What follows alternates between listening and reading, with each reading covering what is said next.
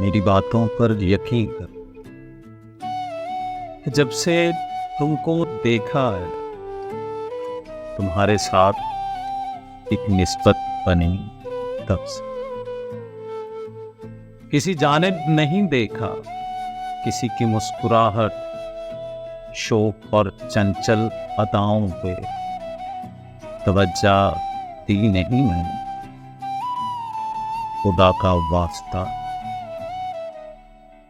तेरी बातों पर यकीन कर लो कि दुनिया में मुझे तुझसे भी बढ़कर कर हंसी कोई नजर आया,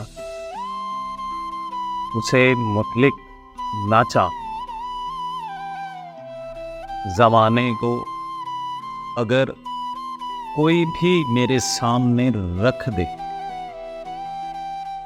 और एक जानिब को तुम बैठे, जमाना छोड़ दूंगा। मैं तेरी खातिर हर एक शय से ताल्लुक तोड़ दूंगा।